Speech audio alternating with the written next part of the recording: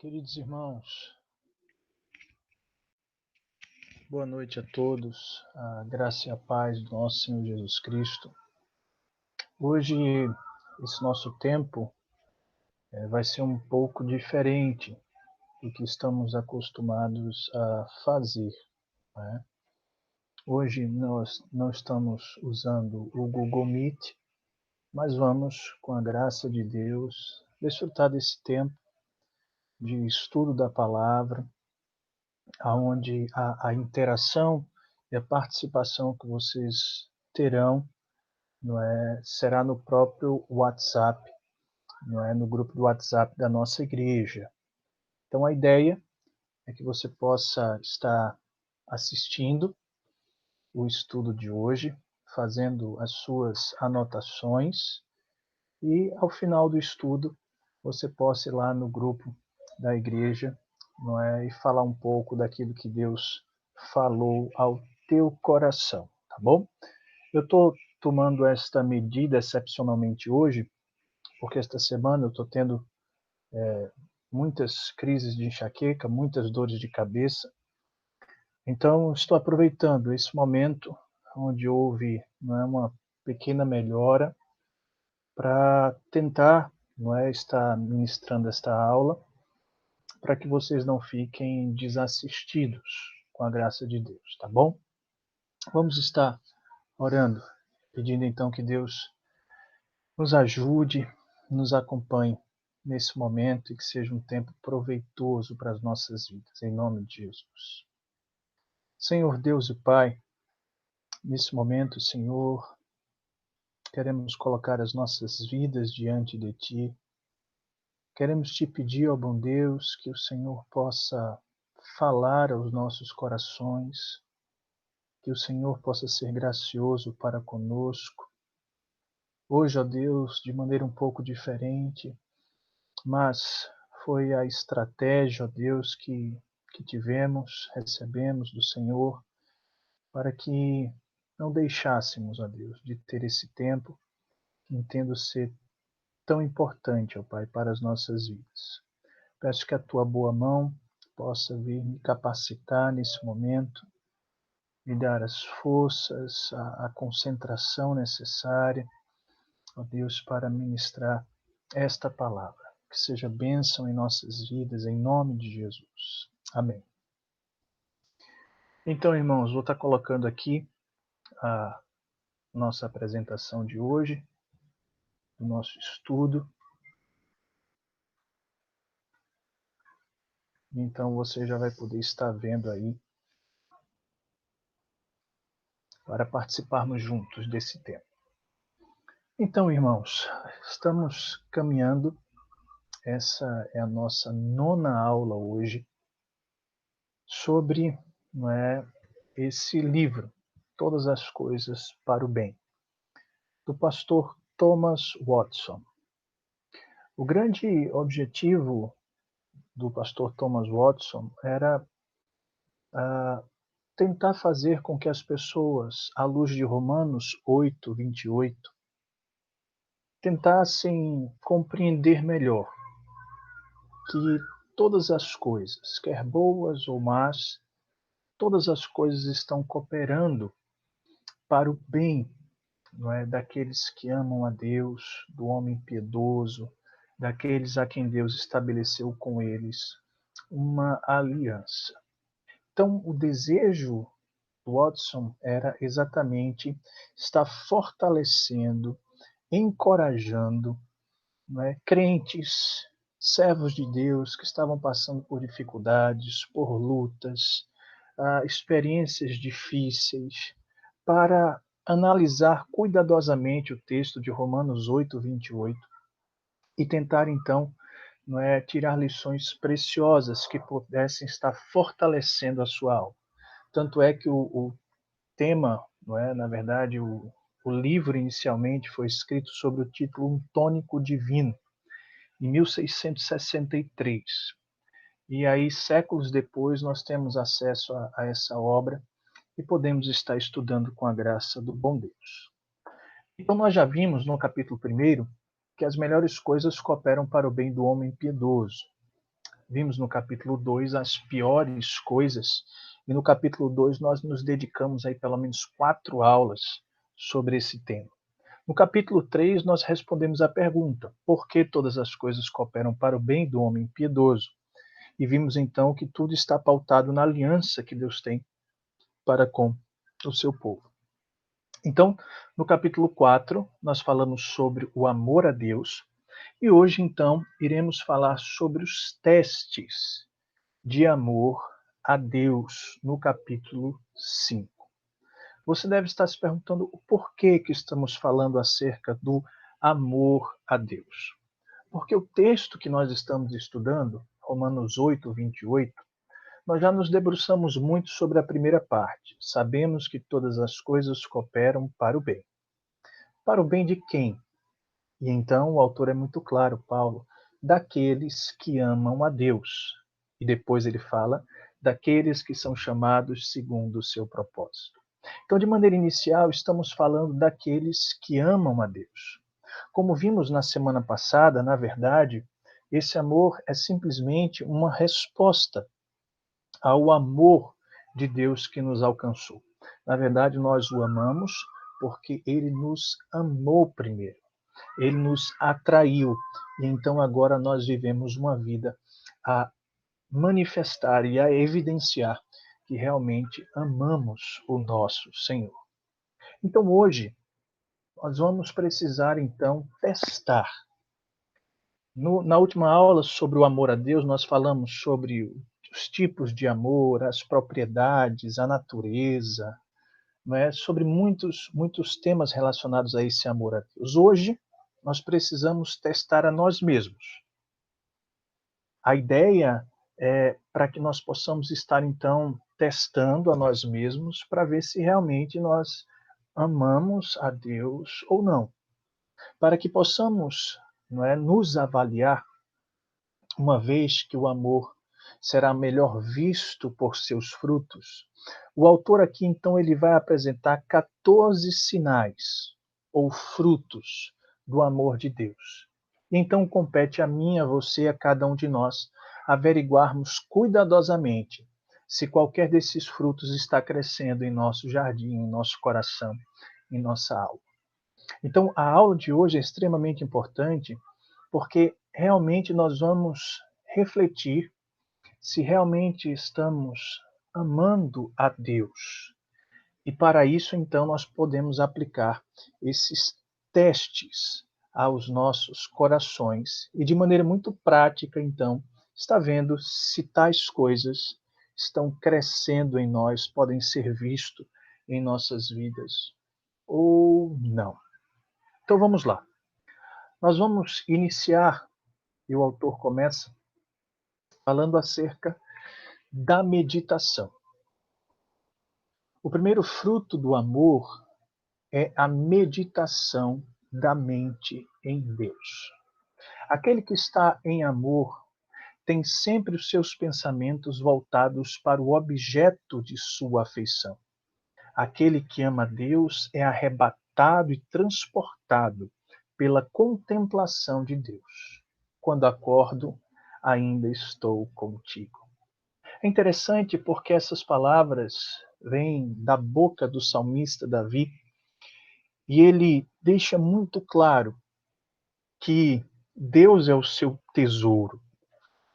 E por Deus ser o seu tesouro, nós percebemos que o seu coração está nele, de maneira que os seus pensamentos, no dormir, no acordar, em todo tempo, a sua mente está sendo arrebatada por Deus e pela contemplação de Deus. Você sabia que nós podemos também testar o nosso amor por Deus desta maneira? Deixe-me perguntar para você em que se concentra os seus pensamentos. Em que se concentram os seus pensamentos? Podemos realmente dizer que nós somos arrebatados de deleite quando pensamos em Deus? A verdade é que muitos estão distantes de Deus, distantes de realmente serem aqueles que amam a Deus, porque raramente pensam em Deus, se deleitam nele. Na verdade, um pecador, ele empurra Deus para fora dos seus pensamentos. Quando pensa em Deus, é com terror pelos seus pecados, como um prisioneiro que pensa em um juiz. Mas o crente não. O crente, ele tem no seu objeto, não é, Deus, o objeto da sua afeição. E os seus pensamentos, então, são de deleite constante em seu Deus. Em segundo lugar, podemos falar acerca da comunhão. Ou seja, o próximo fruto do amor é o desejo pela comunhão. O amor deseja familiaridade e relacionamento. O Salmo 84:2 diz: A minha alma suspira e desfalece pelos átrios do Senhor. O meu coração e a minha carne exultam pelo Deus vivo. Aqui nós vemos o rei Davi, ao ser impedido de estar na casa de Deus, no tabernáculo, o emblema visível da sua presença, da presença de Deus. Ele suspira por Deus. Em um surto santo de desejo, ele chama pelo Deus vivo. Nós desejamos ter intimidade com Deus, porque aqueles que se amam, eles não gostam de estar distantes uns dos outros. Muito pelo contrário, eles desejam ter intimidade, comunhão, estarem juntos. O nosso amor a Deus pode ser testado desta forma. Em nosso coração há uma afeição santa por Deus e o desejo da sua comunhão. Aqueles que amam a Deus não desejam ficar longe de Deus. Na verdade, a ideia é que nós podemos suportar a falta de muitas coisas. Nós podemos viver sem saúde, sem amigos, nem sempre ter uma mesa farta, mas a ideia de estar, não é, feliz sem Deus, isso não existe. Poderíamos dizer, como o Salmo 143:7 diz, o salmista: Não esconda de mim a tua face, para que eu não seja semelhante aos que descem a cova. Ou seja, eu e você, de fato, manifestamos este fruto como uma evidência do nosso amor a Deus. A verdade é que nós desejamos a comunhão de tantas coisas. Mas e a do Deus vivo? Será que existe também em nossos corações? Em terceiro lugar, o outro fruto que o autor vai tratar aqui é a tristeza. Como assim, pastora, a tristeza? Quer dizer que se nós andarmos aí tristes, chorando, lamentando, é isso? O que significa isso? Isso é importantíssimo, irmãos. Onde há amor a Deus, há um lamentar-se pelos nossos pecados, de dureza contra Ele. Um filho que ama o seu pai não pode senão chorar por ofendê-lo. A ideia dessa tristeza, irmãos, é o lamento quando nós pecamos contra Deus. Um filho, quando ofende o seu pai e ele ama o seu pai, ele chora, ele se entristece, ele lamenta diante daquele seu erro, do seu pecado. Thomas Watson diz o seguinte: Não sofreu bastante o meu Salvador sobre a cruz para que eu faça sofrer ainda mais? Devo eu dar-lhes mais fel e vinagre para beber? Quão desleal e insincero eu tenho sido!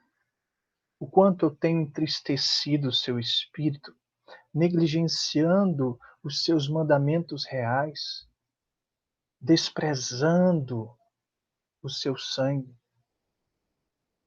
Isso abre uma veia de tristeza piedosa e faz o coração bater novamente. É interessante nós lembrarmos do que Cristo sofreu por nós. E quando nós pecamos, nós estamos sendo desleais para com Ele e o entristecemos. Então, é de se imaginar que quando pecamos contra aquele que nós amamos, nós nos entristecemos, choramos pelos nossos pecados. Esse texto é interessante porque fala aí de quando Pedro saiu da presença do Senhor e chorou amargamente. Esse relato, irmãos, é quando, não é, Pedro, não é, foi constrangido pelo Senhor Jesus a refletir acerca de como Cristo o amava, de como Cristo estava disposto a perdoá-lo, mesmo diante dos seus pecados e da maneira como ele negou a Cristo, de como Cristo queria restaurar Pedro e usar Pedro para a sua glória. Enfim, foi uma manifestação de amor tão grande e uma exortação da parte de Deus àquele coração, que quando ele percebeu tudo aquilo que ele fez, não é? E a maneira como ele pecou contra o Senhor, ele não teve outra atitude a não ser com o coração partido sair dali e chorar amargamente. Assim testemos também o nosso amor para com Deus. Pelo que nós temos chorado pelos nossos pecados. A verdade é que existem muitos que estão distantes de amar a Deus. Homens que, na verdade, diariamente pecam contra Deus e não existe nenhum tipo de arrependimento ou tristeza pelos seus pecados. Na verdade, existem neles um mar de pecados, mas não existe uma gota de tristeza nesses corações. Em quarto lugar, o autor vai falar acerca de um outro fruto, que é da coragem. Ele vai dizer que o amor é valoroso, que ele transforma covardia em coragem, que o amor faz com que alguém se aventure pelas maiores dificuldades e perigos. Na verdade, aqui o foco que o autor vai tratar é que aqueles que realmente amam a Deus, uma vez que ouvem as suas benditas verdades, que são desafiados pela palavra de Deus, estas pessoas não permanecem em silêncio. Na verdade, ele vai dizer que o amor infunde um espírito de bravura e firmeza no cristão. Aquele que ama a Deus permanecerá firme por sua causa e será um defensor dele. Atos 4:20 diz: pois nós não podemos deixar de falar das coisas que vimos e ouvimos. Ou seja, o, o amor a Deus vai impulsionar o cristão com um coração incendiado de zelo, fortalecido com a coragem de transpassar todo e qualquer obstáculo que surja à sua frente, por amor a Deus. Então, aprendemos aqui especificamente nesse ponto como o amor a Deus nos impulsiona a sermos cristãos firmes, defensores da fé, ousados, cheios de coragem, por amor a Deus e ao seu Evangelho. Em quinto lugar, nós podemos falar acerca da sensibilidade. Eu queria muito que você estivesse anotando os pontos para que você pudesse então estar, não é, testando o seu coração, aplicando esta palavra à sua alma, dizendo: Deus, será que isso é visível na minha vida ou não? Será que esse fruto está crescendo dentro desse jardim do meu coração, da minha vida, ou ainda não é visível? O quinto fruto do amor é a sensibilidade. Se nós amamos a Deus, os nossos corações sofrem diante da desonra a Deus provocada por homens ímpios. Ver não apenas as represas da religião, mas também da moralidade serem demolidas e uma torrente de impiedade se aproximando. Ver os sabates, e aqui é uma referência ao dia do Senhor, de Deus profanados, seus juramentos violados, seu nome desonrado. Se há algum amor, a Deus em nós, deveríamos preocupar-nos profundamente com estas coisas. Você é afetado de alguma maneira quando os ímpios desonram a Deus? É isso que ele está dizendo. Ou o seu coração contempla a moralidade sendo destruída, os homens, nas suas paixões impiedosas, os homens não querem mais saber do dia do Senhor, violam os seus juramentos, e você não sente nada no seu coração. Você não sofre diante da desonra do seu Deus. Ah, querido irmão, alguma coisa está errada então. Porque aqueles que amam a Deus, ao contemplarem a desonra do seu Deus, aquele a quem ama, eles sofrem, eles sofrem, porque ele não quer que o seu Deus seja desonrado. Eis aí mais um bom teste para, de fato, refletirmos sobre o nosso amor a Deus. Como Jó, não é? A Ló, perdão, a alma justa de Ló estava afligida pelo procedimento libertino daqueles insubordinados.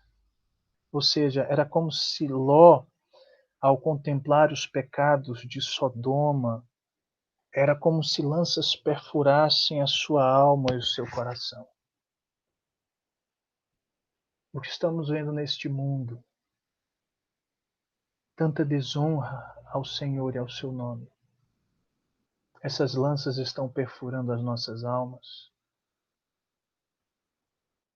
Em sexto lugar,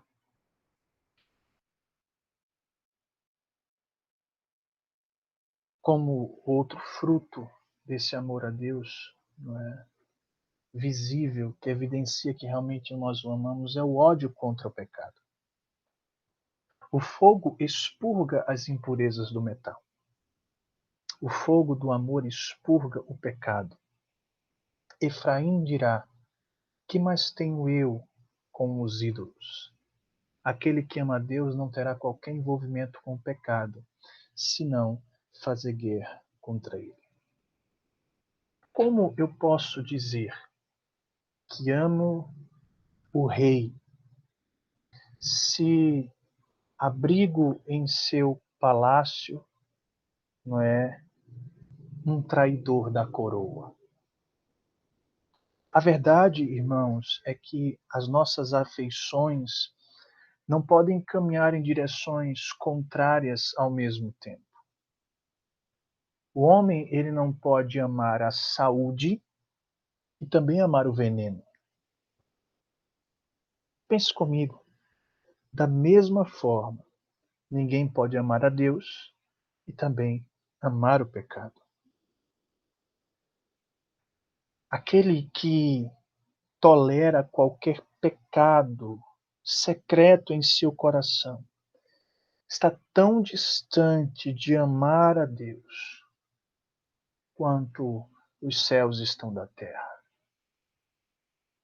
Não nos enganemos, irmãos. Eis um ótimo teste para as nossas vidas. Será que realmente estamos odiando o pecado ou estamos cultivando muitos em nossos corações? sétimo fruto é aquilo que ele chama da crucificação. Aqui ainda sobre esse tema relacionado ao pecado, né? Aquele que é um amante de Deus, aqui é a ideia de aquele que ama a Deus, não é? Ele está morto para o mundo. Gálatas 6,14 diz: o mundo está crucificado para mim e eu para o mundo. Eu estou morto para as suas honras e prazeres. Irmãos, é assim que um crente, lavado e remido pelo sangue de Cristo, ele ama a Deus. O mundo e ele não, não se relacionam mais da mesma forma. Ele está morto para o mundo. Aquele que está em amores por Deus não tem semelhante amor por qualquer outra coisa. O amor de Deus e a paixão pelo mundo são inconsistentes. 1 João 2,15 diz: se alguém amar o mundo, o amor do Pai não está nele. É interessante nós pensarmos nos cristãos primitivos, como eles eram desapegados desse mundo. Um dos grandes exemplos que eu me lembro, por exemplo, é quando eles vendiam as suas propriedades. Eles possuíam terras, casas, eles vendiam. É, e eles se desapegavam destas coisas com muita facilidade, porque eles amavam a Deus de tal maneira que o coração deles não estava pegado a essas coisas do mundo. Eu fico pensando, o que é que realmente existe aqui, nesta terra, neste mundo, de valioso para depositarmos nestas coisas o nosso coração? Nada, irmãos. O problema é que o Satanás fica fazendo com que essas coisas do mundo sejam brilhosas demais aos nossos olhos. Mas na realidade, não existe nada no mundo que possua um valor real, intrínseco. Na verdade, tudo não passa de maquiagem e engano. Por isso, aquele que ama a Deus, ele está morto para o mundo. Será que você está morto para o mundo? Ou ainda existe muita paixão e amor pelas coisas passageiras deste mundo? Em oitavo lugar, o autor ele fala acerca do temor. Ele vai mostrar que, na verdade, há um duplo temor que vai emergir do amor. Eu achei isso muito interessante, porque ele fala do temor de desagradar. Luiz, está ligando para mim, Luiz. Depois a gente se fala. Ah, o temor de desagradar.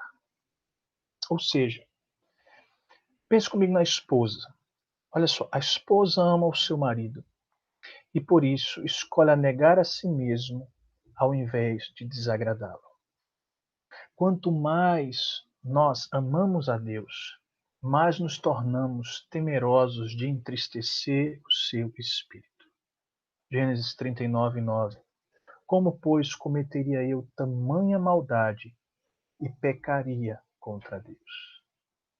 Então, o nosso amor é tão grande por Deus que nós temos um temor santo por Ele. E quando pensamos em desagradar a Deus, não, não, desagradar a Deus, não. Quanto mais nós o amamos, menos nós queremos desagradá-lo ou entristecer. Mas há também aquele que ele chama de um temor misturado com ciúme. E ele cita aqui um texto, lá de 1 Samuel 4,13, que diz que ali estava sentado numa cadeira, ao pé do caminho, olhando como quem espera, porque o seu coração estava tremendo pela arca de Deus. Não é dito que o seu coração estava tremendo por Ofni e Finéias, seus 2 filhos, mas que o seu coração tremia pela arca, pois se a arca fosse tomada, não é, então a glória se apartaria. É como se ele tivesse assim, e a ideia desse temor misturado com ciúme, é que ele entendia que, na verdade, a coisa mais importante ali era a presença de Deus sobre a vida do seu povo, que a beleza daquela nação estava enraizada, não é, na presença de Deus e nas suas ordenanças. E que enquanto a presença de Deus estivesse com aquele povo estava seguro. Mas se tais coisas, não é, fossem removidas, eles estariam perdidos. É como se então, irmãos, o coração de Eli tivesse um amor a Deus, aonde esse amor está cheio de temor, aonde ele está preocupado com o povo. E aqui poderia falar da igreja. É como se ele não quisesse que o povo, né, perdesse a presença de Deus, que eles não se misturassem com outras coisas. Muito pelo contrário, que temesse tão somente a Deus. Tão somente a Deus. Então, essa ideia de ser, né, enciumado, porque é somente a Deus que ele quer, é somente a sua presença, não é, que realmente importa, e o temor é tão somente a ele. É interessante quando falamos sobre o temor, nós temos muitos temores. Muitos temem ficar sem paz, ou ficar sem os seus negócios, sem a sua renda, sem a sua saúde. Mas muitos não temem, não é, perder a Deus, o Evangelho. Será que essas pessoas realmente amam a Deus? Pessoas que temem perder as coisas temporais deste mundo, mas não estão tão preocupados e temerosos em perder as bênçãos espirituais. Ah, querido, que tenhamos um temor genuíno e verdadeiro e que isso possa ser visível em nossas vidas. Em um lugar, e aqui estamos nos aproximando um pouco mais do fim, a ideia, queridos irmãos, é que se nós amamos a Deus, nós amamos o que Deus ama. Por exemplo, a palavra de Deus.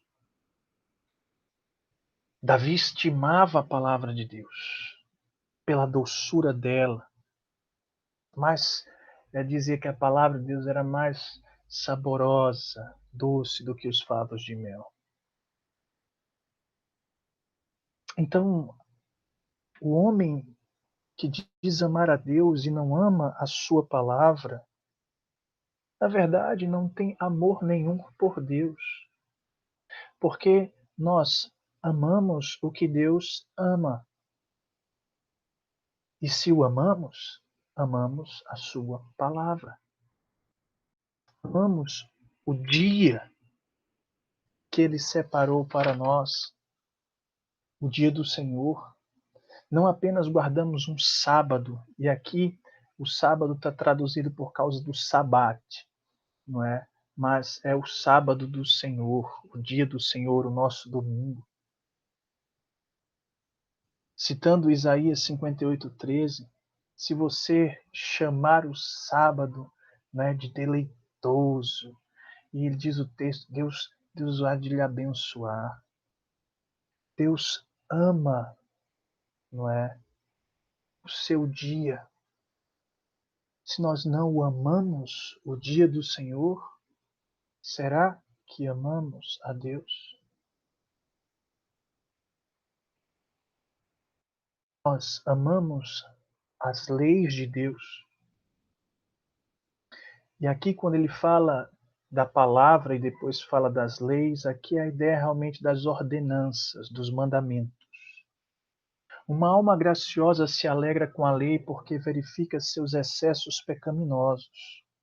O coração estaria pronto para correr, não é? Para correr solta no pecado, se não houvesse algumas restrições abençoadas impostas pela lei de Deus. Muitos dizem que amam a Deus, mas odeiam suas leis. Citando lá o Salmo 2:3, vamos partir em pedaços as suas tropas e largar as suas cordas de nós. Estes homens aqui, eles viam os preceitos de Deus como cordões que ligavam eles ao seu bom comportamento, a Deus, mas eles achavam esses cordões muito apertados. Então eles querem quebrar esses cordões. Eles fingem amar a Deus, porque na verdade têm os seus mandamentos pesados, a sua lei não é não como algo prazeroso e deleitoso, que na verdade vai expor o seu coração pecaminoso. Eles não veem como restrições abençoadas, não, não. Então, se nós não amamos os mandamentos de Deus, se achamos ruim, Deus diz, olha, diz, não, não minta, não roube, não mate. Mas nós queremos fazer tudo isso e temos prazer nisso, então algo está errado. Algo está errado. Por fim, aqui ele fala, e eu achei isso muito interessante, que amamos a imagem de Deus, não é? Amamos a sua imagem que brilha nos santos. Os santos aqui é uma referência aos crentes. É a ideia de que Deus ele ama a sua imagem e a sua semelhança. 1 João 5:1 diz: todo aquele que ama o Pai também ama os seus filhos. É a ideia de que Deus ama ver a sua imagem e semelhança brilhando agora nos seus santos, completamente restaurados, dos seus filhos. Então, esta ideia de que Deus ele ama os seus filhos e os seus filhos têm as suas limitações, as suas dificuldades, mas ele os ama como eles são, agora transformados, mas mesmo assim ainda num processo de santificação, com suas limitações. Ele ama. Então nós devemos também amar. Nós devemos amar um crente, mesmo que ele seja um pobre, não é? Aqui o autor diz, mesmo que ele seja uma pessoa pobre, ele é rico em outras áreas e nós o amamos. Mesmo que ele tenha falhas pessoais, e aqui nesse mundo nós iremos lidar com muitas inconstâncias e seremos falhas em muitas áreas, mas as nossas falhas não impediram Deus de nos amar. E aí nós vamos ser impedidos de amar os nossos irmãos por causa de suas falhas? Não. Diz que nós devemos amar os crentes, embora em algumas coisas menores sejam diferentes de nós. Às vezes o crente ele não tem a sabedoria que você tem, e aí age de maneira imprudente, lhe entristece, ou não demonstra o amor que você demonstra, isso lhe causa algum tipo de dificuldade. Calma, eles são assim, e nós o amamos. Nós o amamos apesar de serem perseguidos, e aqui é uma referência ao contexto de quando a igreja era perseguida, não é? E hoje ainda é, e todo o amor que devemos demonstrar até mesmo àqueles que são perseguidos. Enfim, em resumo, não é? Nós devemos amar aqueles crentes lavados e remidos pelo sangue de Cristo, que brilham e refletem a imagem de Cristo, mesmo com suas limitações e fraquezas. Quando nós o amamos, nós manifestamos no amor do Pai que está em nós. Em 10º lugar, nós devemos, segundo o autor, se realmente nós amamos a Deus, nós devemos alimentar bons pensamentos de Deus. Quem ama o amigo interpreta o que o amigo faz, no melhor sentido. O amor não pensa no mal. A malícia interpreta tudo no sentido pior. O amor interpreta tudo no sentido melhor. Você já teve uma experiência onde seu amigo fez algo e que alguém chegou para você assim e disse: rapaz, você viu o que fulano fez? E você vê a coisa completamente diferente, diz: calma, fulano fez assim, porque quando ele agiu dessa forma, ele estava vendo que se ele fizesse assim, aquilo dali ia ser bom para você. E logo mais você vai se alegrar, porque vai ser, não é, aquilo que vai estar acontecendo, e como consequência também vai ser aquilo que vai ser bênção nos seus filhos. Você vê a coisa de maneira diferente. Então a ideia aqui é que, não é, eu gosto muito do que um pastor disse, que o amor é um excelente comentarista da providência de Deus. Ele não pensa mal. Deus está agindo em meio à sua providência. Muitas vezes nós não entendemos direito, mas este amor, não é? Não está ali para murmurar, para questionar, como se estivesse sofrendo mal, ou como se Deus estivesse contra ele. Não, ele pensa coisas boas, porque interpreta tudo aquilo, não no pior sentido, mas no melhor sentido. É essa a ideia de alimentar bons pensamentos de Deus. Na verdade, é Satanás que nos traz e nos faz ter pensamentos elevados sobre nós mesmos, pensamentos duros sobre Deus. Lembra que de Jó 1:11 diz: mas tire tudo o que ele tem, e ele certamente o amaldiçoará na sua cara. Essa é uma versão aqui, não é? É bem diferente, mas a ideia é que quando Satanás se apresentou a Deus, disse: olha, ele só lhe serve porque ele tem de tudo, mas tire tudo que ele tem, que ele vai lhe amaldiçoar. Então, muitas vezes, Satanás faz com que a gente lide dessa forma com Deus. O amor leva tudo no sentido mais justo, ele não pensa o mal. Vocês estão lembrados do que aconteceu com Jó? Jó disse o que então? Jó caiu no chão em oração e disse: nu vim do ventre da minha mãe, nu vou partir. O Senhor deu, o Senhor tirou, louvado seja o nome do Senhor. E em tudo isso Jó não pecou contra Deus. Então, irmãos, o amor é um excelente comentarista da providência de Deus. Não se esqueça disso. Será que alimentamos esses bons pensamentos de Deus? Ou somos murmuradores e o questionamos como se estivéssemos sofrendo algum mal injusto, sem propósito da sua parte? Em 11º lugar, e estamos chegando ao fim, irmãos, são 14 lições que o Watson quer nos ensinar. É sobre a obediência.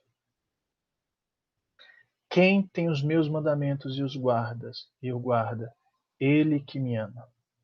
É inútil dizer que amamos a Cristo se menosprezamos seus pensamentos, seus mandamentos. Essa criança ama seu pai, mas recusa em obedecê-lo. Se amamos a Deus, devemos obedecê-lo naquelas coisas que cruzam carne e sangue. E aqui o autor cita duas coisas, tanto nas coisas difíceis como nas coisas perigosas, nós devemos obediência. Coisas difíceis, mortificação do pecado. Coisas difíceis, o autor fala sobre perdoar os inimigos. Sim, coisas difíceis. Nós devemos obediência. Coisas perigosas, como o chamado a sofrer por Cristo. Sim, é verdade, irmãos, que todo cristão não é um mártir, mas ele tem o espírito de martírio nele. É aquela ideia de que Paulo disse: olha, eu estou pronto para ser amarrado, estou pronto para morrer por Cristo. É uma disposição de sofrer. São as coisas perigosas. Lembro-me, e o autor conta aqui, que Basílio, um historiador antigo, diz que uma virgem foi condenada ao fogo e que foi oferecido para ela uma vida próspera, cheia de propriedades, prosperidade, se ela simplesmente, não é, se ajoelhasse e adorasse os ídolos ou o ídolo que ali estava. Ela seria libertada, vida próspera. E ela respondeu: deixe a vida e o dinheiro irem. Bem-vindo a Cristo. Então, é essa ideia da obediência nas coisas difíceis, nas coisas perigosas, mas nós obedecemos. Mas nós obedecemos. Será que realmente eu e você temos obedecido ao Senhor como evidência do nosso amor? Ou somos como aquelas crianças que dizem, nós amamos o nosso pai, mas nós não obedecemos a ele? Espero que não, irmãos. Aquele que ama sinceramente, em 12º lugar, a Deus fará com que ele pareça glorioso aos olhos dos outros. Os que estão apaixonados estarão elogiando e demonstrando a amabilidade das pessoas a quem amam. Se amamos a Deus, espalharemos suas excelências, para que possamos elevar sua fama e estima e induzir outros a se apaixonarem por Ele. O amor não pode ficar calado. Irmãos, o amor é como um fogo que arde, queima os nossos corações e que irrompe nossos lábios. Aquele que realmente, sinceramente ama a Deus, fará com que ele, seja e resplandeça e apareça extremamente glorioso aos olhos dos outros. 13º lugar. Aqueles que amam realmente a Deus esperam a aparição de Cristo. Essa ideia de esperar a aparição de Cristo. Doravante, há uma coroa de justiça erguida para mim, não apenas para mim, mas para os que amam o aparecimento de Cristo, 2 Timóteo 4:8. O amor deseja estar junto. O amor desta união, Aristóteles dará razão, porque a alegria flui sobre a união. Quando nossa união com Cristo é perfeita em glória, nossa alegria será plena. A aparição de Cristo, sabe, trará muita alegria aos nossos corações. Como seria glorioso se Cristo rompesse nos altos céus agora e aparecesse nos céus sabe, e ouvíssemos o cangor das trombetas e fôssemos arrebatados. Como seria glorioso. Maranata, ora vem, Senhor Jesus. Mas os ímpios não anseiam por isso. Os ímpios, na verdade, ele tem medo que Cristo apareça. Nós seremos libertados de todos os nossos medos, dos pecados. Habitaremos com Ele para todo sempre. Outro fruto genuíno do amor a Deus, essa espera, este anseio, esse deleite pela volta de Cristo. Pela volta de Cristo. Será que isso é visível em nossas vidas? Por último, ele diz que o amor genuíno a Deus, na verdade, vai fazer com que nós nos inclinemos para os cargos mais baixos. E olha como isso é completamente oposto do que vemos hoje no mundo. O amor é uma graça humilde. Não caminha para o exterior, no estado, rasteja sobre suas mãos, se inclina e se submete a qualquer coisa pela qual possa ser útil a Cristo. É interessante o caso que ele cita de José de Arimateia e Nicodemos, pessoas honradas, que tinham posses, enfim. Mas são eles que vão tirar o corpo de Cristo. Um tira, o outro embalsama, pelo menos dá o início ali nós sabemos, né?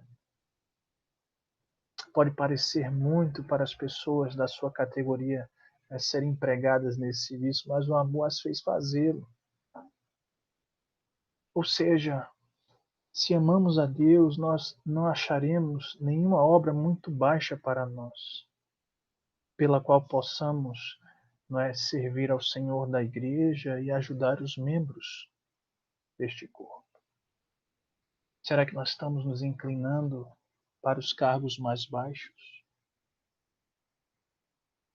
Uma mãe que ama o seu filho, ela não é melindrosa. Ela vai fazer as coisas que precisam ser feitas para cuidar do seu filho, coisas que outros desprezariam e não fariam. E não fariam. Precisamos dos que visitem os enfermos, que cuidem dos pobres, daqueles que lavem as feridas dos crentes, dos santos. Sim.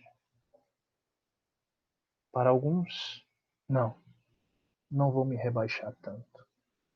Para os que amam a Deus, sim. Posso me rebaixar, humanamente falando, a isso e a muito mais, contanto que Cristo seja glorificado e a sua igreja seja servida. Então, irmãos, hoje nós falamos sobre os testes do amor a Deus. Nós vimos em Romanos 8:28 que todas as coisas cooperam, boas ou más, na verdade, tudo está cooperando para o bem daqueles que amam a Deus. É um tempo de realmente refletirmos se tais frutos estão sendo visíveis em nossa vida. Existem realmente evidências de que amamos a Deus? Watson diz: esses são os frutos do amor a Deus. Felizes são aqueles que podem encontrar esses frutos, tão estranhos à sua natureza, crescendo em suas almas. Ah, querido irmão, esses frutos, na verdade, são extremamente estranhos à nossa natureza pecaminosa. Mas, bem-aventurados somos, se pela graça de Deus encontrarmos esses frutos crescendo em nossos corações, como evidência de que Deus nos alcançou com seu amor e hoje nós o amamos, de maneira que nós fazemos parte daqueles que amam a Deus. Aqueles, estão lembrados, que podem ter paz e tranquilidade, não importa a circunstância, porque todas as coisas, quer boas ou más, ou muito boas ou muito más, todas cooperam para o nosso bem. Coloca o teu coração diante de Deus, irmão. Espreme a tua alma diante do Senhor e aplica esses testes. Aqueles que você foi aprovado, glória a Deus, persevere. Aqueles que não foram encontrados em seu coração, arrepende-se, pede perdão a Deus e cultiva estas sementes para que elas floresçam. Mesmo contrário à nossa natureza, por causa do que Cristo fez por nós. Quero, querido irmão,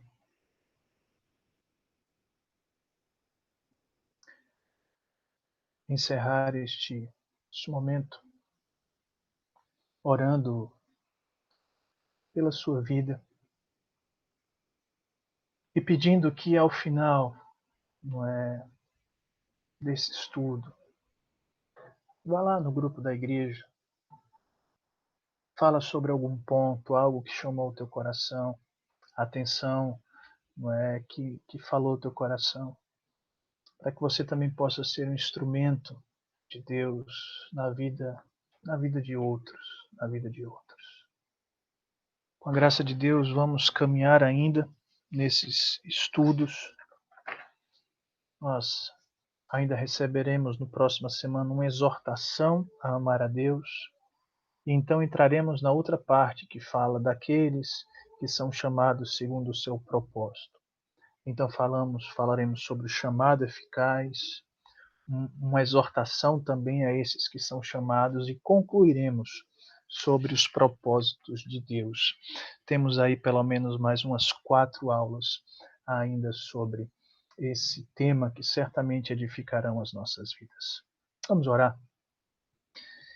Amado Deus e Pai, te agradeço, Senhor, por esta noite, por este tempo, porque aprove ao Senhor que hoje estivéssemos reunidos aqui desta forma, ó Deus, para que não deixássemos de ter este momento, ó Deus, que possamos, Senhor Jesus, viver esta palavra, que possamos, Senhor Jesus, nos humilhar diante do Senhor e cada dia mais, Senhor, evidenciar e demonstrar todo o nosso amor que nós temos pelo Senhor. Ó Deus, ajuda-nos com todos os desafios que nós ouvimos esta noite. Ajuda-nos, Senhor Jesus. Aplica estas palavras aos nossos corações. É assim que eu te oro, Senhor, que esse tempo não tenha sido em vão, a despeito de todas as fraquezas e limitações. Em nome de Jesus. Amém, Senhor. Amém. Meu querido irmão, que o bom Deus te abençoe ricamente. Se Deus assim permitir, domingo estaremos juntos com a graça de Deus. Até lá, não abra mão, não é, da sua prática devocional, da sua leitura da palavra, da sua vida de oração. Vamos continuar orando uns pelos outros, que o bom Deus continue a nos fortalecer cada vez mais. Deus te abençoe, meu irmão. Louva a Deus pela sua vida e por você poder participar desse momento conosco. Deus te abençoe. Fique na paz.